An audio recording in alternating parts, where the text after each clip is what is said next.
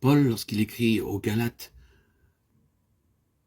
il leur dit qu'ils avaient reçu l'Esprit par la prédication de la foi, que Dieu avait envoyé dans leur cœur l'Esprit de son Fils, Galates 3, 2, 4, 6, qu'ils avaient par là même la vie de l'Esprit en eux, qu'il suffisait donc de le reconnaître et de le croire pour pouvoir aussi marcher selon l'Esprit, Galates 5, 16.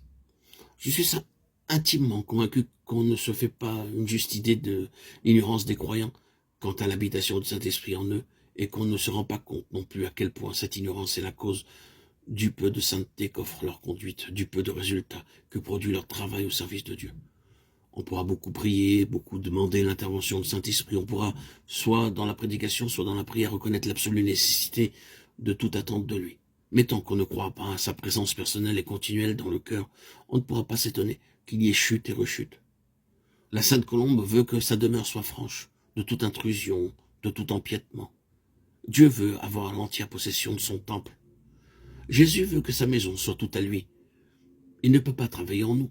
Il ne peut pas nous révéler son amour autant qu'il le voudrait, jusqu'à ce que sa demeure tout entière, jusqu'à ce que tout notre être intérieur soit rempli de la présence du Saint-Esprit.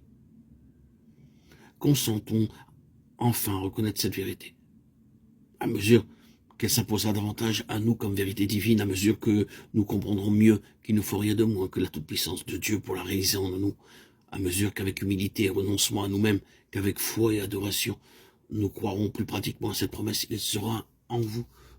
Alors nous verrons le Père l'accomplir avec joie en nous, pour l'amour de Jésus. Nous saurons, nous éprouverons, nous aussi, que c'est la présence de l'Esprit qui est la force et la vie de tout vrai disciple. Seigneur Jésus, mon âme te bénit pour cette parole précieuse entre toutes. L'Esprit sera en vous. Avec humilité, je l'écoute. Je la reçois tout de nouveau et je te prie de m'enseigner tout ce qu'elle signifie.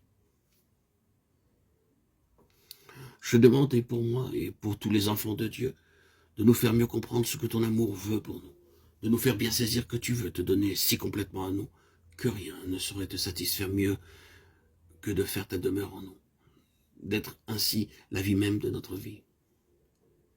Et c'est pour le faire que tu as envoyé ton Saint-Esprit dans notre cœur, le chargeant de nous révéler ta présence, de manifester en nous la puissance de ta vie. Oh, divin Sauveur, amène ton Église à saisir cette vérité si longtemps négligée et perdue, à en éprouver le bienfait et à en rendre hautement témoignage. Oui, que partout se répande cette joyeuse nouvelle, l'Esprit demeure en tout vrai croyant pour l'éclairer et le conduire. Voilà ce que de nos jours encore l'Église de Christ a besoin d'apprendre. Enseigne-moi aussi, Seigneur, à vivre d'une vie de foi, ne regardant plus à moi-même, mais m'attendant à toi et toujours plus à mesure que par ton esprit tu poursuivras ton œuvre en moi. Que d'heure en heure ma vie s'écoule dans l'humble et sainte assurance que l'Esprit de Christ habite en moi. Avec humilité et dans le silence. Je m'incline devant ce saint mystère, mon Dieu, mon Sauveur, mon Roi, mon Maître, oui. Seigneur des Seigneurs, Roi des Rois, ton esprit même demeure en moi. Amen.